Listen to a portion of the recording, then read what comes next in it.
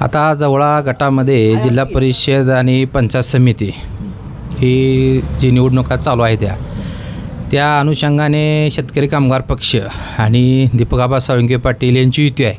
आणि आम्ही शेतकरी कामगार पक्षाचे निष्ठावंत कार्यकर्ते आहात.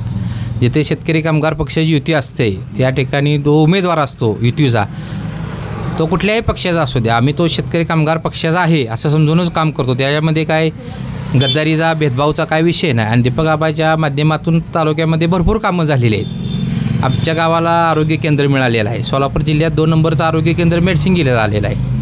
मग लोकांना हा विकास पाहिजे. तुम्ही जर आता चालूपुरतं जर काय मुरुम टाकत असाल किंवा डाम टाकत असाल, पण डाम उभा बी करू शकत नाही. त्याला रितसर बोर्डाची परवानगी लागते.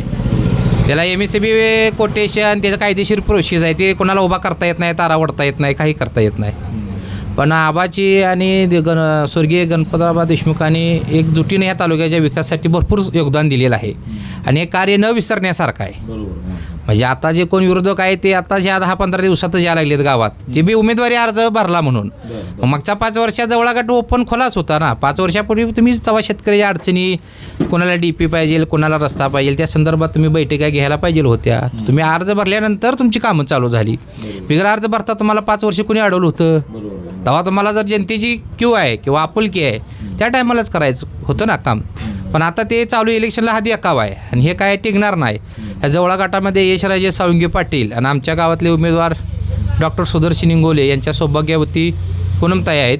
ते निश्चितपणे हे दोन्ही अधिक बहुमताने निवडून येतील. त्यामध्ये काय शंका घ्यायचं कारण नाही. आणि जवळा गट हा प्रॉपर आबाज आहे. प्रॉपर आबा ह्या गटातलेच आहेत.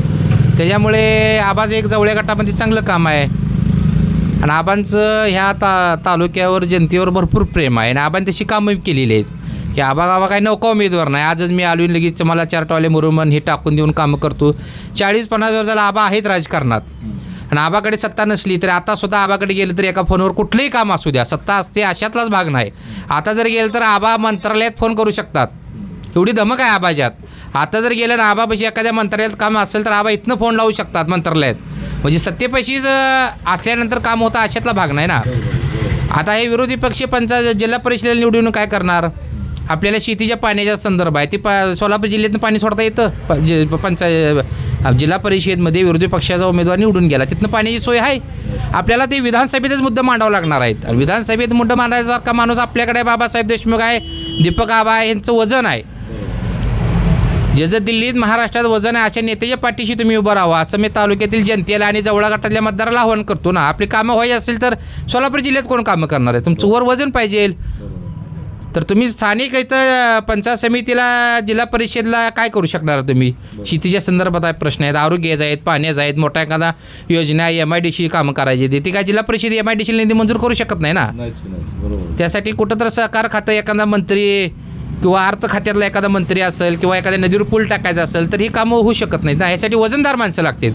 आणि दीपकआबा आणि बाबासाहेब यांचं वजन आहे राजकारणात. आतासुद्धा ते दोघंही गेले तर कुठेही फोन लावू शकतात. हे दिल्लीला जर एखादं आपलं काम असेल आणि ह्यांना फोन लावा म्हटलं तर ही फोन लावायची धमक आहे ह्यांच्याकडे. तसं विरोधी पक्षाकडे आहे का सांगा? आपण जर गेलं तरी काय करू शकतात? काही कुठे हे सांगोला एखाद्या कृषी अधिकाऱ्याला जर फोन लावायचं म्हटलं तर ही लावू शकत नाहीत. म्हणजे लोकांना सांगण्याचा उद्देश आहे की जो लोक कामं करतोय आपली, ज्याच्याकडे कामाचं व्हिजन आहे आणि काम करणारा माणूस आहे, अशा लोकांच्याच पाठीशी उभा राहो ह्या मताचा आहे मी. निश्चितपणे यशराजे साळुंखे पाटील भरपूर मताधिक्याने निवडून येतील. आणि जवळा गटातील शेतकरी कामगार पक्षाचे कार्यकर्ते 100% दीपकआबाच्या मुलाला निवडून आणण्याचा प्रयत्न करणार आहेत आणि करतील. त्यामध्ये दुमत शंका असायचं काही कारण नाही. सध्या जवळा जिल्हा परिषद गटातून यशराजे साळुंखे पाटील आणि अतुल पवार हे निवडणूक लढवत आहेत. बरोबर आहे. या दोघांमध्ये योग्य उमेदवार कोण आहे? यशराजे साळुंखे पाटील. कारण सांगा. काय कामं करते ते, निमरात्रीच गेलं तर कधी बी काय अडचण उभा राहते ती. दीपकआबा तर काय देवापेक्षाही मोठा माणूस आहे. ब्रह्मदेव म्हणलं तर चालेल. कधीच त्यांच्यापासून कधीच आम्हाला तर नाही पण आमच्या गावातल्या लोकांना कधी त्रास नाही. आणि सांगल तेवढं आमची सगळी कामं होती ती.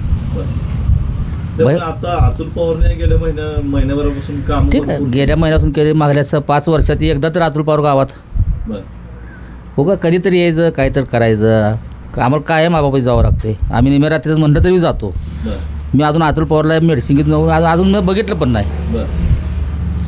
त्यांनी यायचं काय तर उगाच 4 पाट्या टाकलं आणि करायचं काय तर त्याचा काय उपयोग आहे हो. आता तुमची प्रचार यंत्रणा कशी चालू आहे? तर आम्ही घरोघरी जातोय, वाड्या वस्त्र जातोय, बरं. जे काय खरं आश्वासन असेल तेच आम्ही देतोय, बरं. जे होणार नाही ते आम्ही नाही म्हणून सांगतो. बरं. उदाहरणार्थ एखाद्या लाईटीज असू द्या किंवा एखाद्या डीपीज असू द्या, त्याला बोर्डाकडून मंजुरी घ्यावं लागते, मग त्यानंतर ते कामं होतात. उगं काय तर जायचं रस्त्याकडे डाम टाकायचं, तुला बसून देतो, ते शेवटी शासकीय नियमाप्रमाणे सगळं वागावं लागतं आपल्याला. बरोबर आहे. शासकीय नियम हां, वागावं लागतं. उगं करणं देतो म्हणलं तर तसं काय ते बोर्ड जोडू देत नसतंय, शेतकऱ्याला लाईट मिळत नाही, अनलिगल होतं आहे. समजा तुम्ही चोरून काय करायला गेला, तिथे एखादी घटना घडली, कोण जबाबदार आहे त्याला? बरोबर आहे. बरोबर. हां, अशा अवघड परिस्थिती असते. त्यामुळे खरं काय असेल ते बोलायचं आणि त्यातून योग्य ते मार्ग काढायचा. म्हणजे आता हे जे काय चालू आहे ते फक्त म्हणजे डीपी आणायचा, बसवायचा, जे दुसरं बसवायचा कुठला हो, आणखी कुठेही बसून नाही, फक्त रोडच्या कडला पोल पडले, दुसरं काहीच सुद्धा नाही यात. म्हणजे देखाव पण आहे या म्हणजे. फक्त देखावपणा. एक तर पोल रोवल्यावर मेडिसिन गावात दावा किंवा अन्य आपल्या या जवळा गटात दावा जमणार नाही तुम्हाला. बरं, बरं, बरं. आता हे झालं तुमची प्रचार यंत्रणा झाली, तुम्ही घर घर जाताय. आता तालुक्याचे आमदार डॉक्टर बाबासाहेब देशमुख हो. आणि दीपक आबा सावंगी पाटील हो. हे दोन्ही नेते एकत्र आलेले आहेत. हो, तसं तुमच्या गावामध्ये एकत्रितपणा आहे का? आहे काय थोडेफार कोणाचे नारे राहते ते दूर करण्याचा प्रयत्न चालू आहे. काय जवळजवळ 70% होत आलं आहे, 10% राहिलेल्या दिवसात होऊन जाईल. आणि शेकापची लोक चांगली ती पहिल्यापासून बाबासाहेब म्हणण्यापेक्षा गणपतराव देशमुखला मानणारा वर्ग आणि त्यांना मानावं ह्या मताचा मी पण आहे. कारण 55 वर्ष आपल्याला त्यांनी गणपतराव देशमुखांनी तालुका चांगला ठेवला आहे, त्यांचं कार्यकर्ता चांगलं आहे. तर त्यामुळे आमची त्यांची युती झाली, त्यामुळे आम्हाला बरं वाटतं आहे आणि त्यांनाही बरं वाटतं आहे. ते काय गेलेत म्हणजे काय थोडंफार उगा घरातल्या घरात बसून जसं भांडण होतं तसं गेले ती तसं ते येणार आहेत नॉर्मली. रुसवा पोवा यात काही दिवसामध्ये निघून जाईल. आज बऱ्यापैकी झाली ती, आणखी राहिल्या 2 दिवसात सगळी येतील. आता ही जी निवडणूक चालू आहे, या निवडणुकीमध्ये तुम्ही प्रचार यंत्रणेत आहात, प्रचारात तुम्ही जाताय. होय, जातोय. हां, मग लोकांच्या प्रमुख मागण्या काय आहेत? लोकांच्या मागण्या आहेत रस्ते, लाईट, त्यानंतर आरोग्याच्या सोयीसुविधा, या प्रमुख मागण्या आहेत लोकांच्या. बरं. त्या मागण्या कोण पूर्ण करू शकतोय? या मागण्या जर पूर्ण करायच्या असल्या तर सांगोला तालुका विकास आघाडीचे अधिकृत उमेदवार जे आदरणीय दीपकाबा साळुंके पाटील यांचे चिरंजीव यशराजे साळुंके पाटील हे आदरणीय विद्यमान आमदार बाबासाहेब देशमुख आणि आदरणीय दीपकाबा साळुंके पाटील यांच्या माध्यमातून यशराजे पूर्ण करू शकतात. आता दुसऱ्या ज्या उमेदवार आहेत पंचायत समितीच्या, त्या तुमच्याच गावातील आहेत, त्यांच्यासमोर काय सांगितलं? ज्या आमच्या मेडशिंगीच्या उमेदवार आहेत पूनमताई इंगवले, या पंचायत समितीला पहिल्यांदाच आम्हाला या गावाला महिलेस संधी मिळालेली आहे. त्या निवडून येणाऱ्या आहेतच आणि निवडून आल्यानंतर या संधीचं त्या पुरेपूर सोनं करू शकतात. आता या निवडणुकीसंदर्भात अजून तुम्हाला काय सांगायचं आहे? या निवडणुकीसंदर्भात मला एकच सांगायचं आहे, काय मतदारसंघाच्या बाहेरचे उमेदवार आलेले आहेत, म्हणजे तात्पुरते आलेले आहेत. हे उमेदवार मला कुणावर टीका करायची नाही किंवा प्रत्येकाचं कार्य आहे. याही मतदारसंघात आदरणीय दीपकाबा साळुंके पाटील, बाबासाहेब देशमुख यांचंही भरीव असं काम आहे आणि साळुंके पाटील कुटुंबाची ही 3री पिढी आहे यशराजेंच्या रूपात.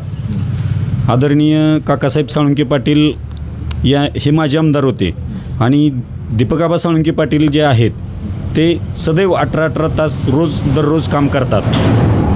जवळ्यात गेला, सांगोल्यात ऑफिस आहे, या माध्यमातून लोकांची रोज समाजसेवा चालू आहे आणि यशराजेंनी सुद्धा त्यांचाच वसा आणि वारसा घेऊन तेही म्हणजे आता मतदारसंघात संधी मिळणार आहे, या संधीचं सोनं करून समाजाची सेवा करतील यात दुमत नाही.